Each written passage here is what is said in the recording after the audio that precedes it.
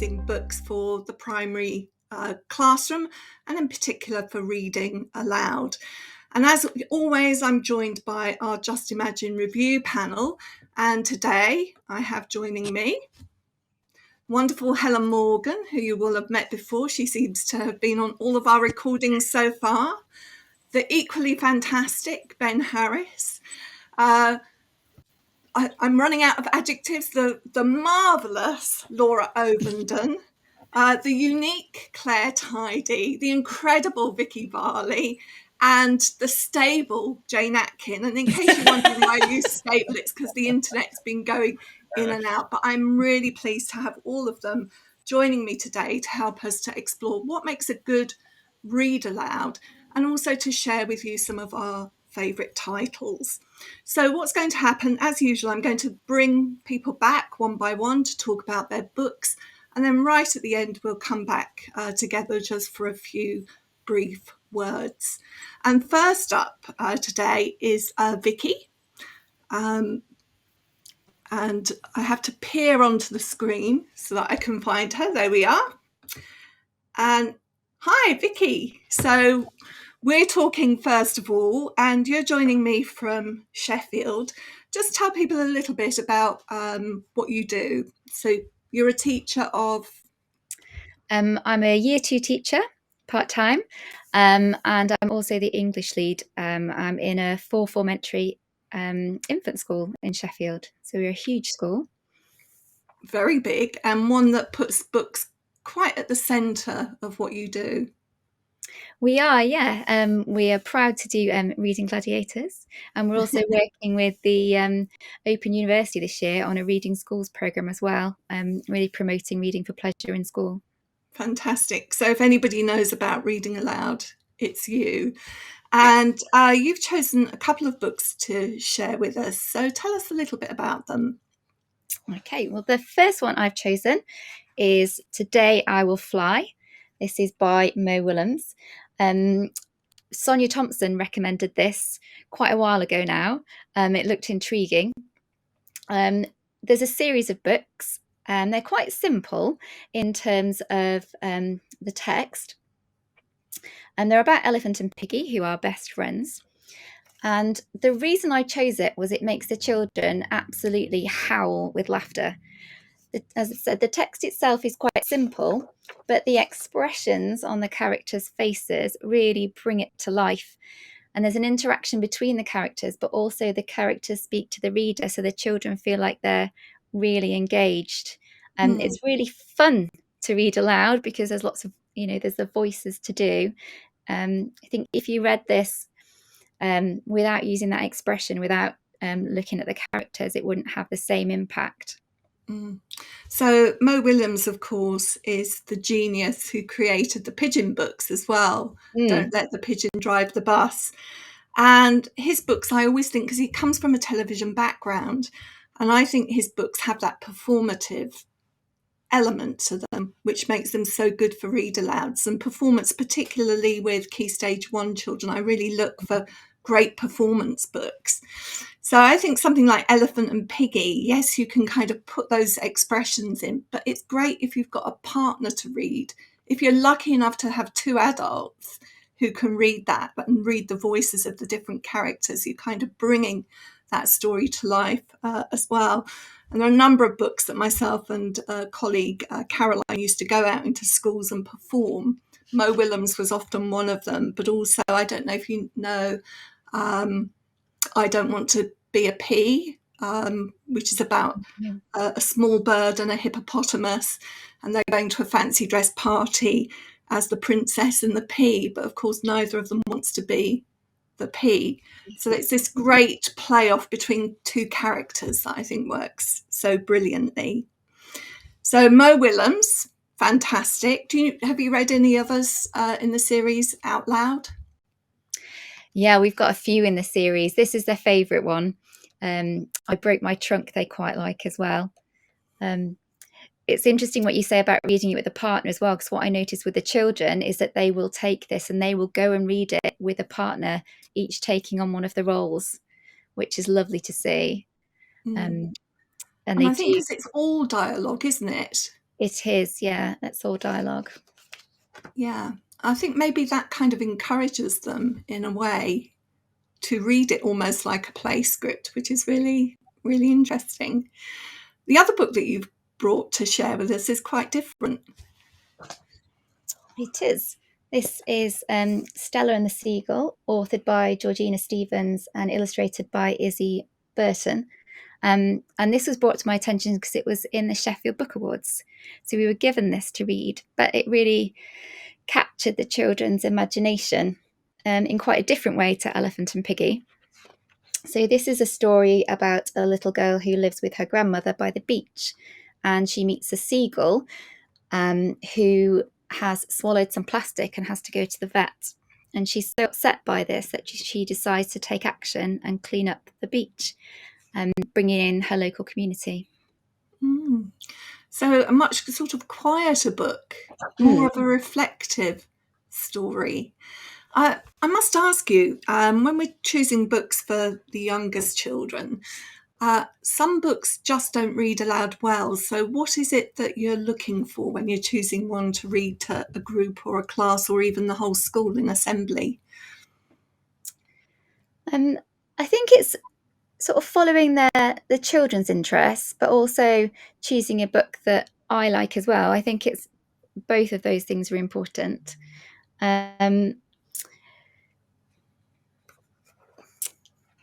I don't know really. I think we do tend to read if children have liked something by a certain author. We'll try and get more of those as well for the children, or if they've got a particular interest. Having a visualizer helps. Of course. But also the fact that you are reading them and not just playing a YouTube clip of it, because you're actually making that connection through your eyes and your body language and your gesture. So even though you're using technology, it's still you and the book. There's nothing in between. Absolutely. It just means that they can see the pictures more clearly from a distance. Do you think, though, sometimes the books that might work well on a one-to-one because they're quite text heavy can sometimes just take too long, that they feel a little bit slow when you're reading them to a big group? Sometimes I do, yeah. And I think sort of having that experience and knowing your class, you can kind of pitch what works for them. And so, yeah, but some books absolutely are better one-to-one or in a smaller group, or perhaps for a guided read rather than a read aloud to a whole class. Vikki, thank you so much. Two great choices for us there. And I feel like I'm on Eurovision Song Contest because we're going to Wales now, okay? And we're going to bring in Claire to tell us about her books. So...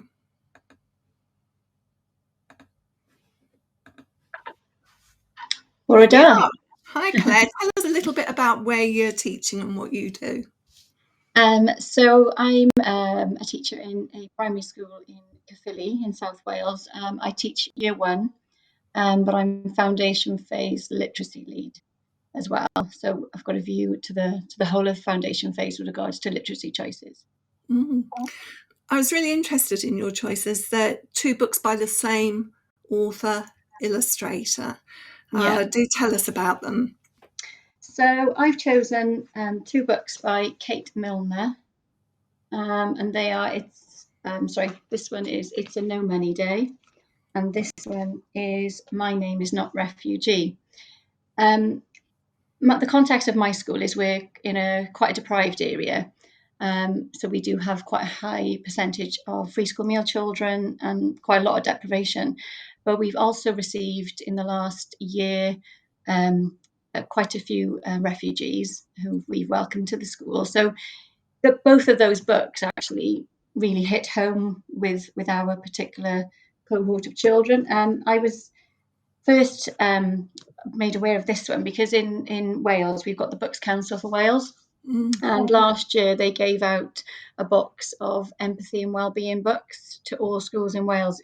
It was such a joy to receive this box of books. As you know, having books given to us is always a joy, but to have this box of books that were specifically targeted at health and well-being and empathy, it was huge. And each book had a different sort of area, and so this is where It's a No Money Day was first introduced to me.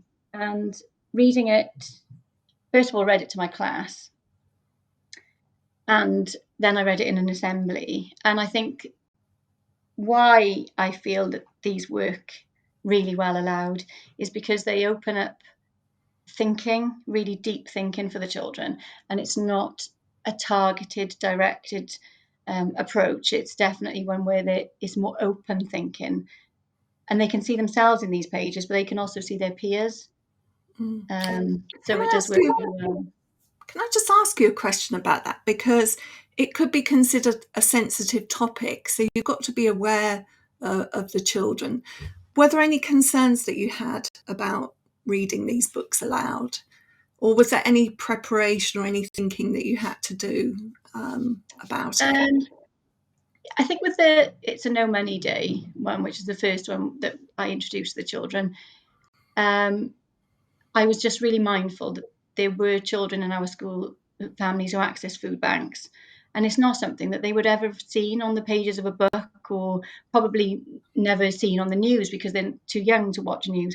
So for them, they might have felt that that was really different and they were unusual, and that it was shameful, almost those kind of negative connotations with it.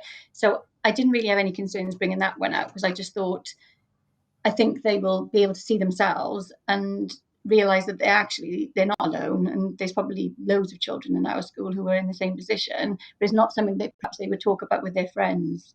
But that one I wasn't. So the other one, obviously the refugee book, I was a bit more concerned, because being mindful of where the children have come from, and I wanted to be sure that they weren't going to be upset by the content. But I think that the real strength in these books is that the way Kate Milner writes is so accessible to a young person, to a little person.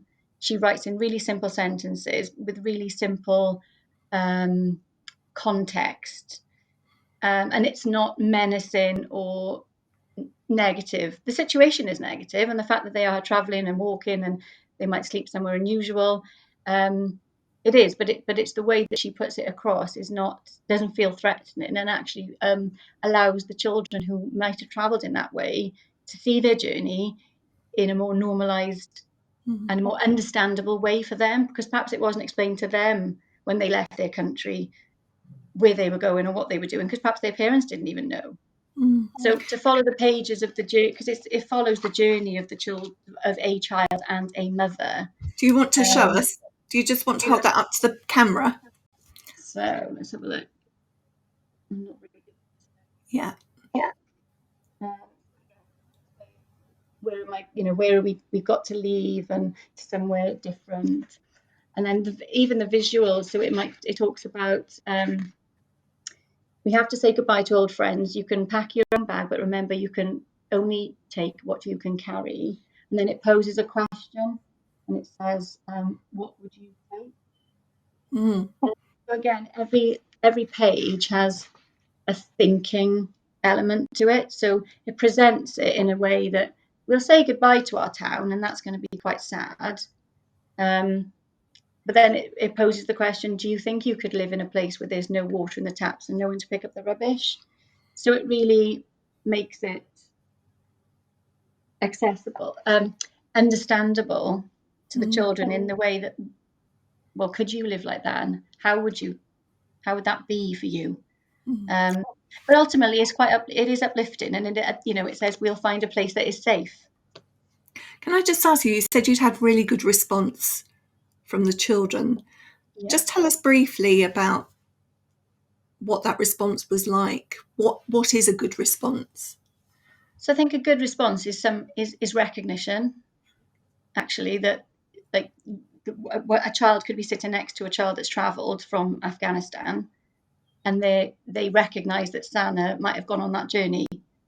So they can turn to their friend, their peer, and say, oh, did you travel, or ask the question of that journey, or recognize that child might have gone on that journey? So I think it's an empathetic response is what we've seen the most. Wonderful. And it's an understanding of that child's journey. Brilliant. Thank you so much, Claire. I'd love to talk to you for longer, but we're going to bring in Ben next. So here we are.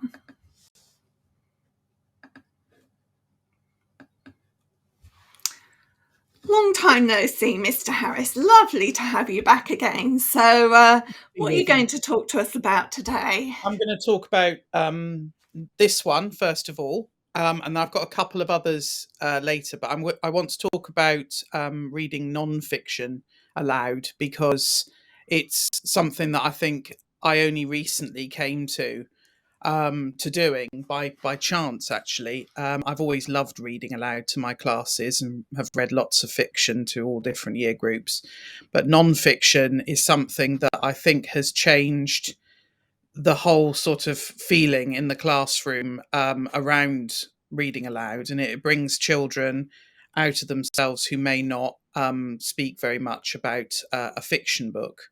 So for me, the big thing about reading aloud is the talk that happens around the books. So something like Super Silly Museums, which on the surface it's a picture book by Nick Sharratt, the usual amazing, colourful, very bustling pages full of detail, and huge amounts of wit. It looks on the surface like it's a traditional picture book that you might read with children. It's all about museums, so it's a non-fiction book in that respect. But the museums are not the sort that you'd find. It's not Egyptian museum. This is the Tuseum. So inside the Tuseum, when you walk through the doors, you open the flaps and you get this amazing double page of an incredible amount of things that come in twos.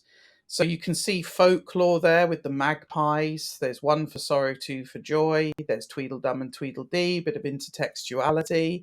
There's wordplay with the tweezers. What's he saying? Tweezy, isn't it? Something. Tweezy does it. And there are so many. This is a book that needs to be read aloud, because children will pore over it. I've given it to my year sixes and they've really enjoyed looking at it, but I would use it with any year group. But when you're reading it aloud, children are hearing the sounds of words, unusual words, wordplay, and all of that stuff is so embedded in what I consider to be really good read aloud practice, is that children are hearing language told by an expert, read by an expert reader, and then hopefully that's going in. What I have seen a lot with my classes is how that language does get naturally embedded in their own writing and their own speech as well, which is, a great thing. I have to say about the Pooseum. I mean, this is to say, you wouldn't you? I would, yeah. But you look at that. You look at the Pooseum in the shape of a loo roll, and then you look inside and you think, oh, here we go. It's the usual fart jokes or the toilet jokes, the toilet humour. But the cleverness of it is so advanced that children will be learning just through absolute pleasure with it. I mean, inside the Pooseum, there are 4 main rooms. There is the Research Centre, the Pooseum, the Laboratory, and the Fart Gallery. Now, the Fart Gallery is obviously all these artistic, pictures of fart words, and we've got here the wordplay here. Somebody saying, "Are these by Picasso?" No, I think they're by Toulouse-Lautrec. And you think that's something that will go over the heads of those little ones. But I remember when I very first started teaching, I remember my mentor talked to me about language, and she said, it doesn't matter if they get it now, they're hearing it now, and then there'll be a little connection later on in life that they'll have something will have triggered that memory and that knowledge of the words and things. So Toulouse-Lautrec, I mean, not many primary school children will know him, but it's there in the museum. Yeah, and exactly the same kind of humour that would have been expressed in something like the Beano or the Dandy. You would have got those kind of jokes then. Absolutely. And, they may get some of the jokes, and some of the more linguistic humour might stick and, be picked up later. And as your mentor said, they'll kind of recall that joke from earlier. But I do think it's... They won't hear those. They won't hear those words if they're reading them to themselves either. So where it's got in the Wee Search Centre, you'll find a suite in the Wee Search Centre, and the suite has been written SWEE in capitals T, and of course when you read that aloud, you're emphasising the sweet. There's we in there, and that's where the younger children benefit as well, because they're hearing words in words, and their phonics, sounds. I mean, it ticks so many boxes, that one, and the Brilliant most one is it's hilarious fun. Yeah, I want to talk to you about that book for an hour, but I can't, Ben, because I'm going to bring in Laura now. But I think you've said enough to get everybody, wanting to rush out and get Super Silly Museums. And it's one that's stuck in my mind from, the publishing of last year. I can't. Okay. Can you see on the screen? This book that I've finished is by Little Tiger Press, and there's a whole series that actually I think really work really well in year 2 and year 3 possibly as well. And I use a visualizer as well, because the illustrations are absolutely beautiful in this one. I tend to do this one. I've done this earlier in year 2. It goes straight into the drama with the story. We've got Alma, our sort of heroine, and there's lots of emotional engagement, which I find really hooks children in at year 2, because you're sort of moving on from picture books onto the sort of chapter books, aren't you, at this sort of stage? So this is a quite good early one. And early on, you've got the adults in the story are either angry or upset. So it's quite interesting. You do sort of PSHE discussions around, emotions and why they're feeling that way. And then it gets into a real sort of adventure story of what's happening, and I suppose the story arc as well. You've got quite a few tense points, so it's quite nice in terms of thinking of sort of how the story progresses. And then also what I found is discussions throughout. You can talk about looking after the environment. You can talk about our relationship with animals and our relationship with outsiders and sort of refugees as well. So it's quite a gentle way in which you can touch on some really topics, and the visualizer helps a lot. Because the connection isn't great, I'm just going to ask you to talk about your second book.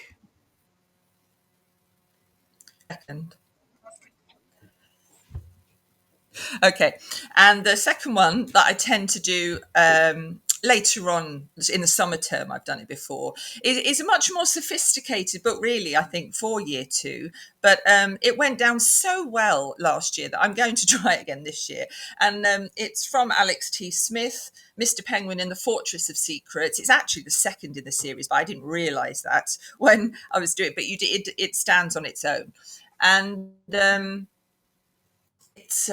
you probably know him from his Claude series, but this one also fabulous under the visualizer. You have great illustrations, characters. It's much more sort of humour in it, and you have to do lots of different voices. But what I found with this one is, because I only see them once or twice a week maximum, so they have to keep that story in their head.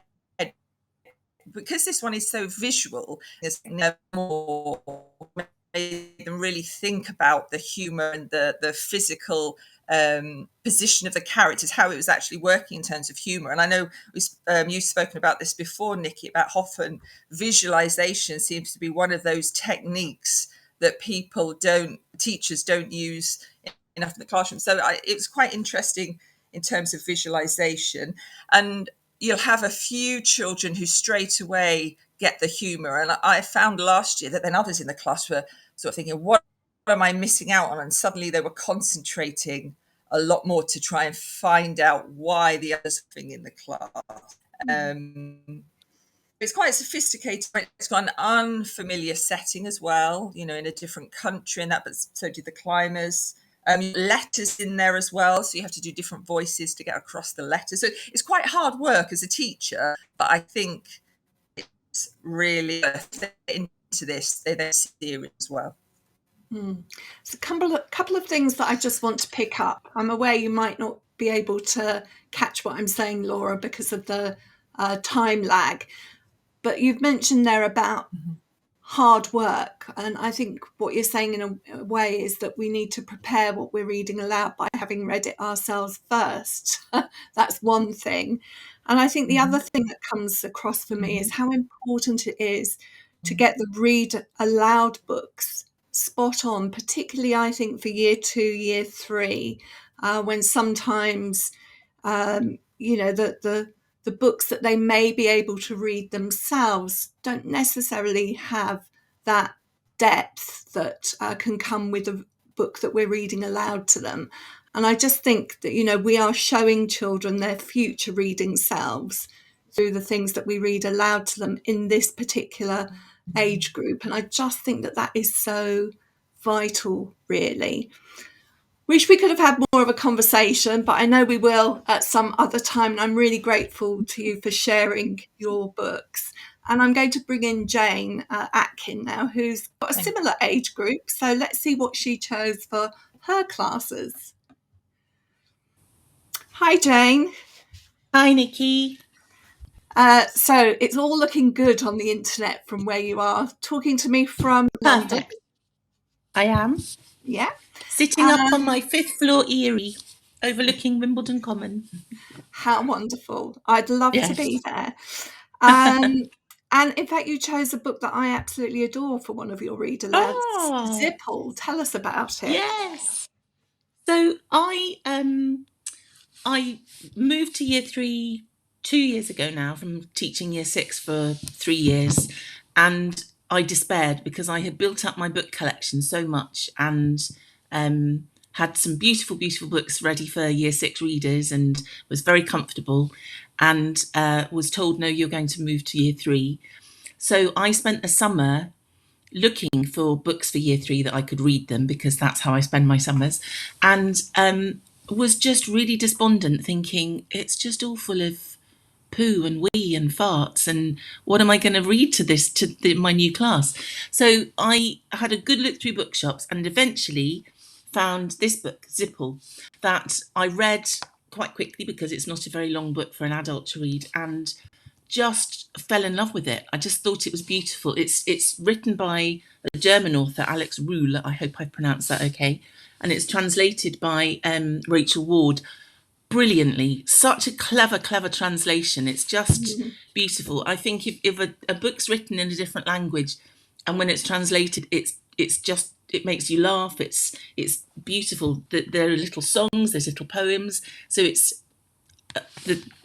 anyway, the children, when I read it to them, so I've read it to 2 classes now, just was sat in trance. They loved it. They fell about laughing at all the right places, and it's just got beautiful characters. So Mrs. Wilhelm is the neighbour of Paul, who discovers that he's got a little keyhole ghost living in his front door, and he Zipple misunderstands everything, and that's where the humour comes in. That Zipple's the sense of humour is that he thinks that adults are called grown-ups. The little phrases that he uses when he's talking to Paul.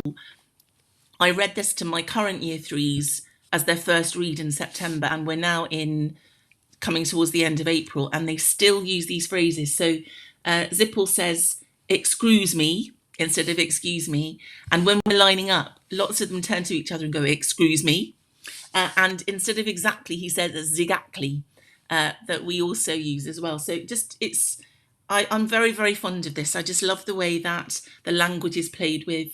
It has a really clear moral to it. The school bullies who make Paul's life hell are dealt with by Zipple. I don't want to tell too much about it. But when you're reading it aloud, there's lots of little songs and rhymes, and putting on Zipple's voices is really fun to do as well. So it's just a book that they really enjoy listening to, and they sat rapt every reading time and begged me to read more. So that's what more can you ask of a book. So definitely sold it to me. A yeah. couple of things from what you've said. I think one is about the length, and getting the length right is important, isn't it? Not too short, but not so long that we're reading it for half a term. We want to expand children's reading repertoires, if you like, and if we have one book we read all year, it might not suit everybody, but B, we're not really sharing that much. I think the other thing is what somebody else was talking about earlier, about the accommodation of that language into their own language, which I think is interesting. That's come up more than once. And of course, humour. So I think we'll be talking about humour in a little while as well.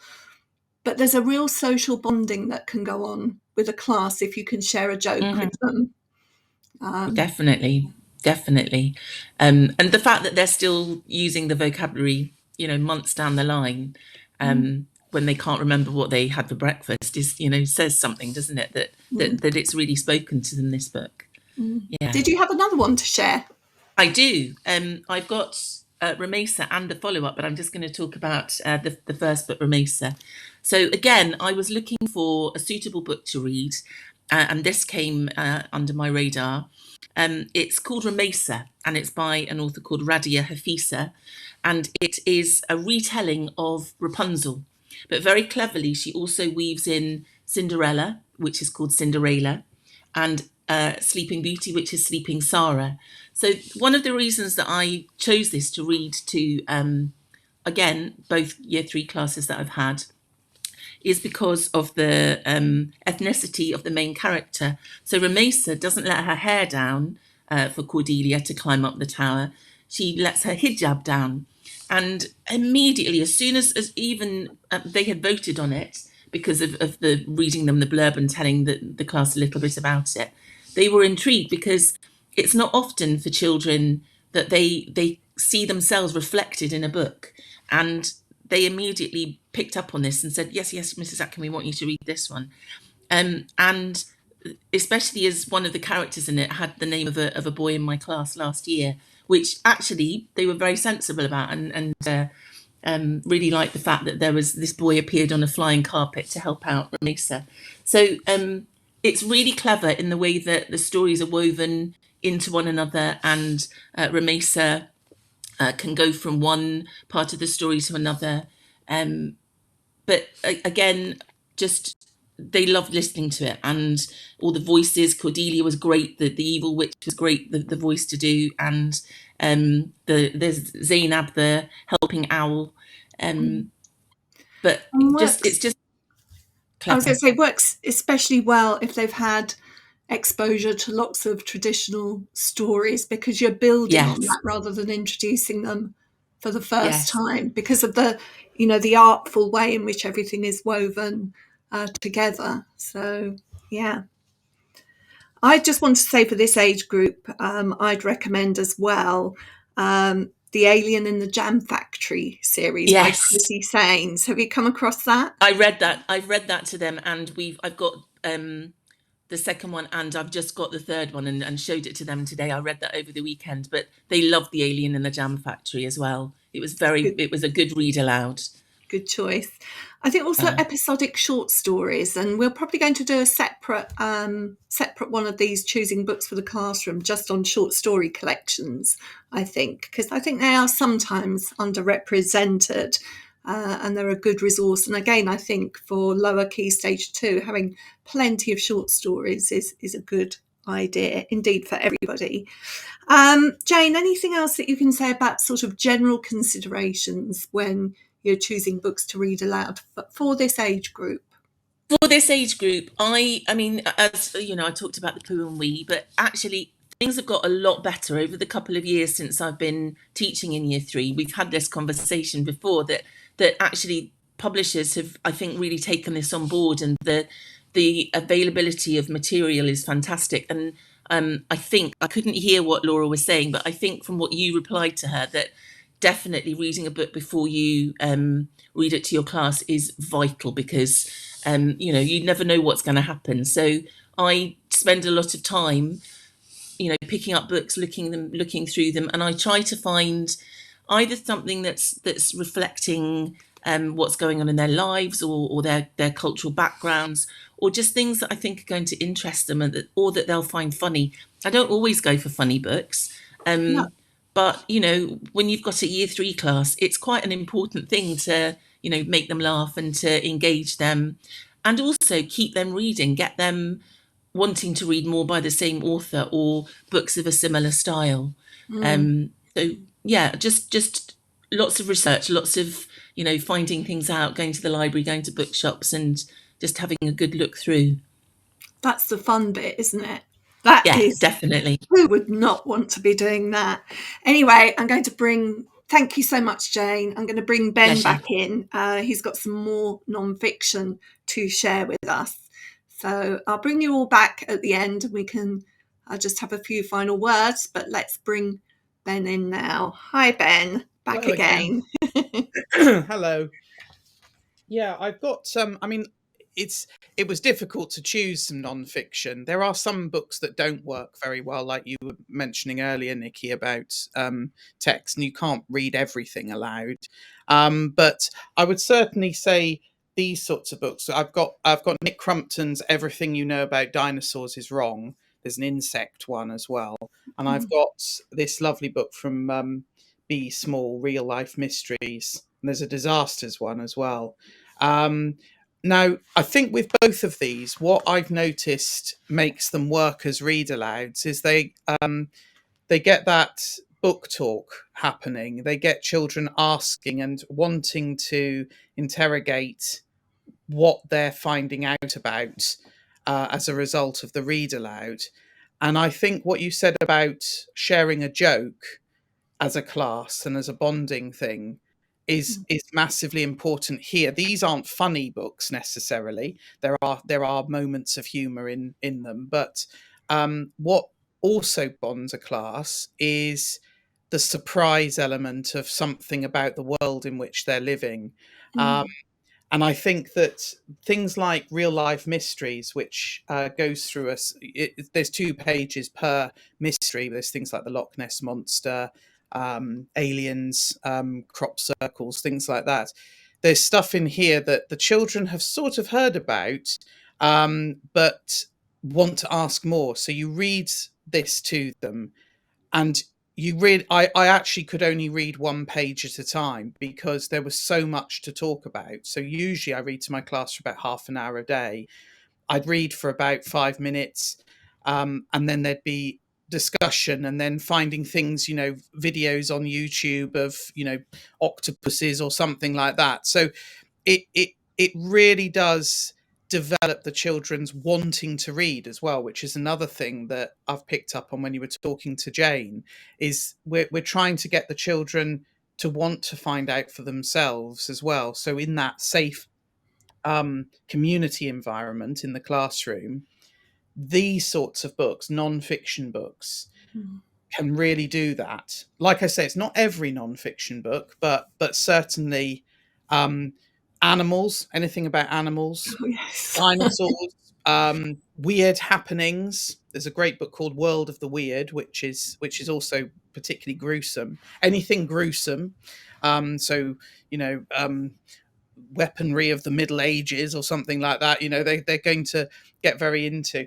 And things like this, the Everything You Know About Dinosaurs Is Wrong. Anything that will challenge them, anything that challenges their preconceptions. So the idea that dinosaurs are around today is one of the pages in here.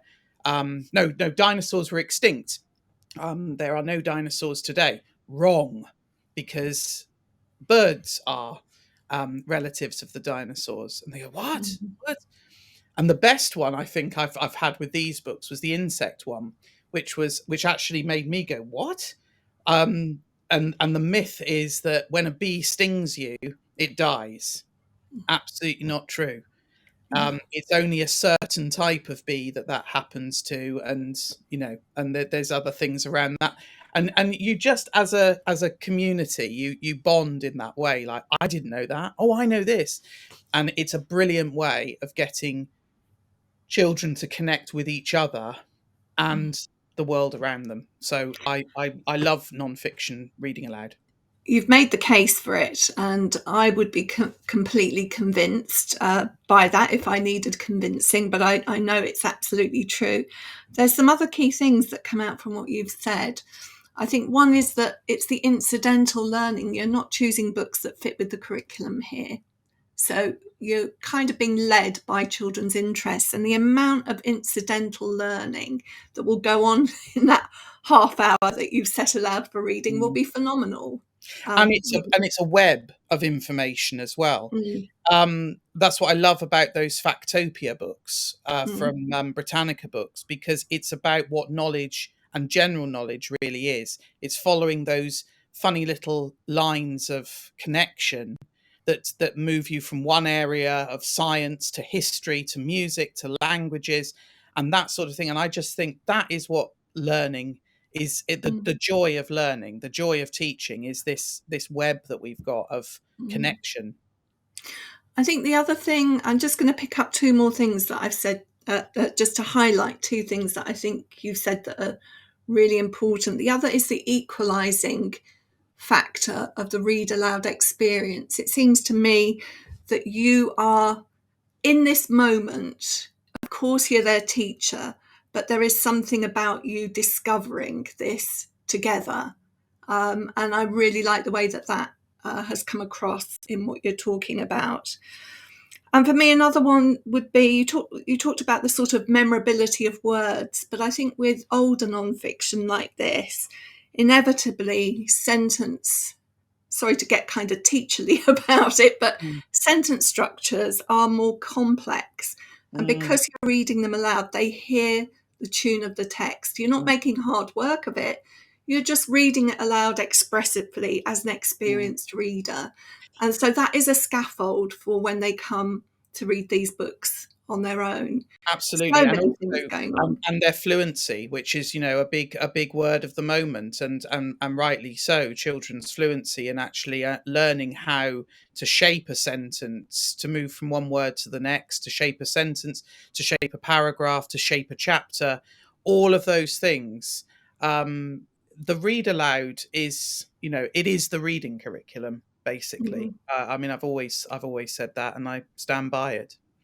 Fabulous. Well, we've got time now to move on to Helen, who's chosen some novels for us. So welcome, Helen. Hi, Nikki. Hey. Now, I was really interested in your choice. There's 3 very different books. I'm just going to let you take us through all 3 of them, I think, and then maybe we'll have a quick chat after that. Sure. So my first 2 I'll put together, actually, because I think these are really linked in many ways. So I've got Bone Music by David Armand and Birdsong by Katja Barlin. And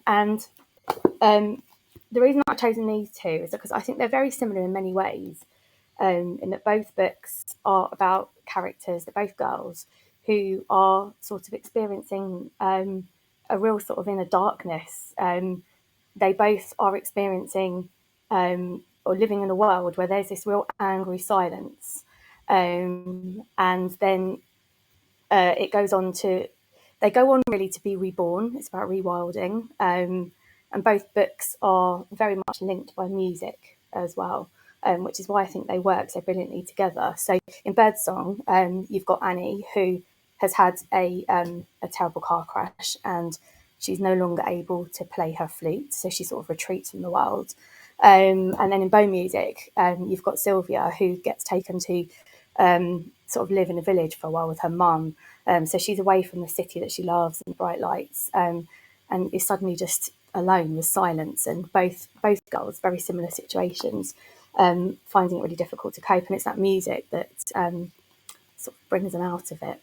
Can I actually, before you do go on to the third one, Yeah. I will just ask, have you read those aloud to your year 6? Yes.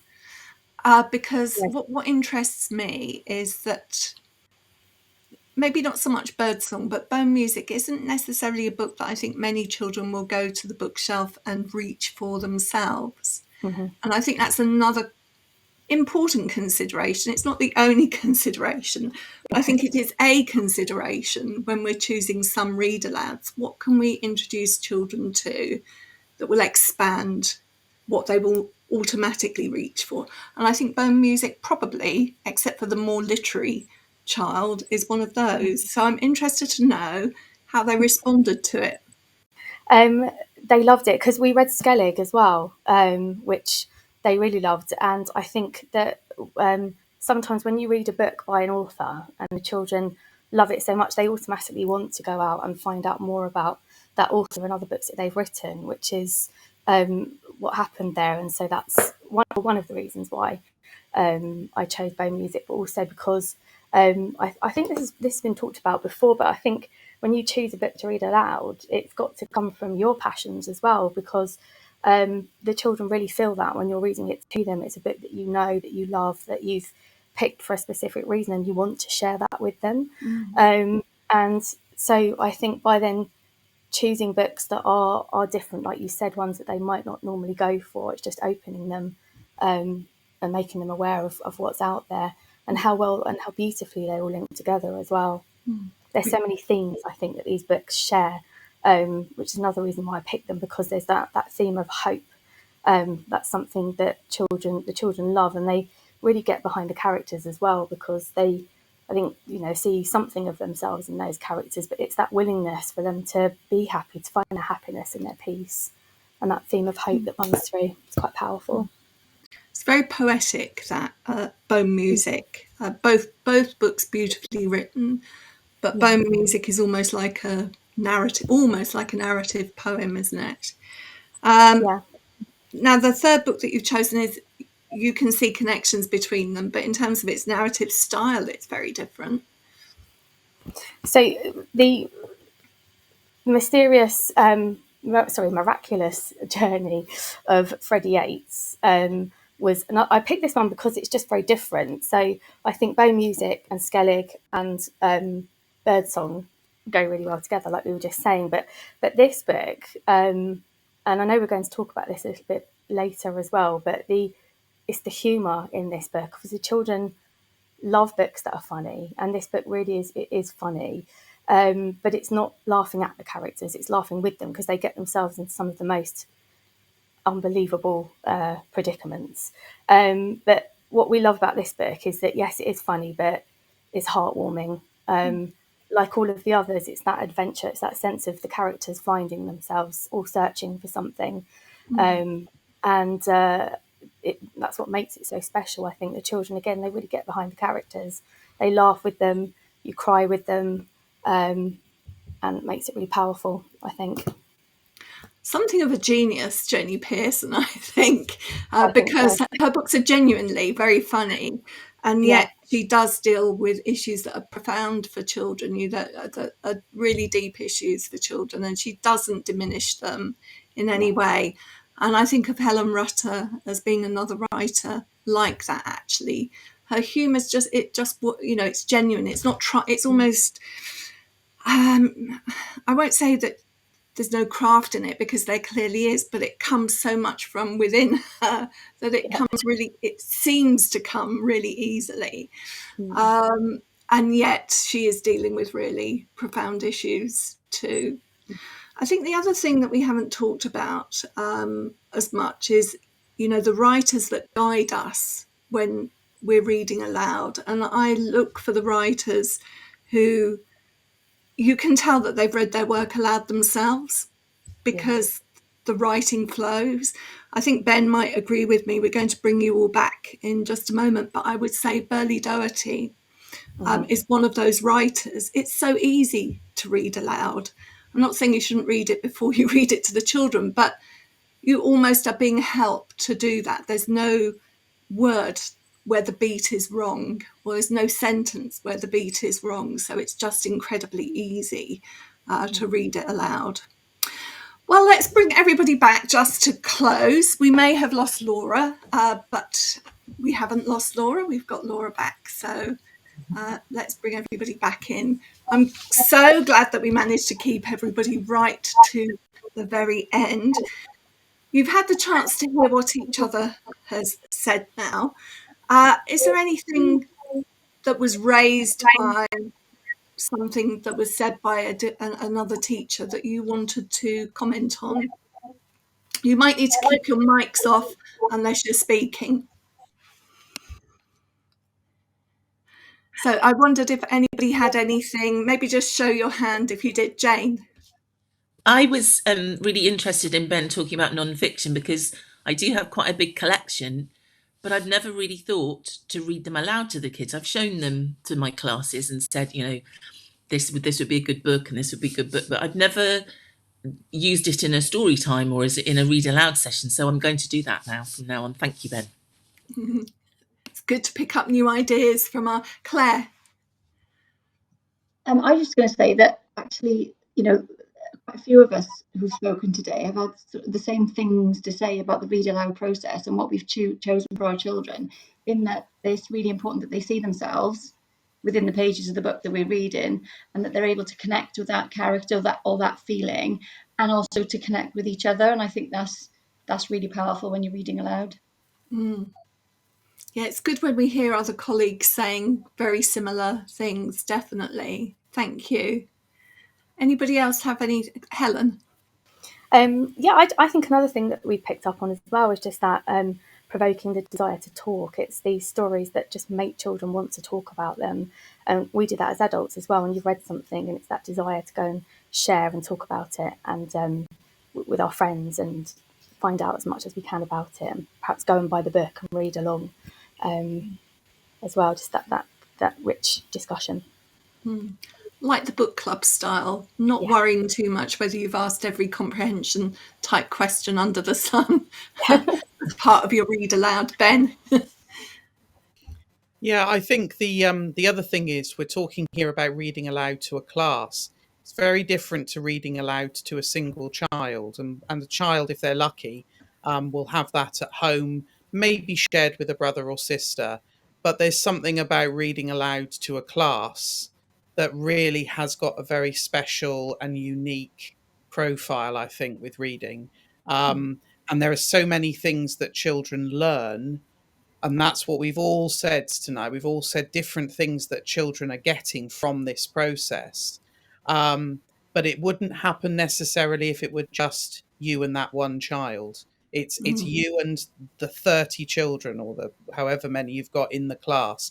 There's something about this large group together. I think it's something quite primal, which goes all the way back, to the first storytellers around the fire. I think there's a lot of that sort of stuff going on. Something that is human and needed. Absolutely, and really that should be the kind of summary statement for us. I would go so far as to say what you're doing is establishing a class identity, that this will become part of your class mythology, if you like, and that's what they will remember. I'm sure there are other things too, but one of the things that will have this big impact will be the things we all read together when we were in that class. I just want to thank you all so much for joining me for this hour, for digging into some of the great books, but also some of the principles that underpin choosing books to read aloud in the classroom. So thank you all very much. Until next time.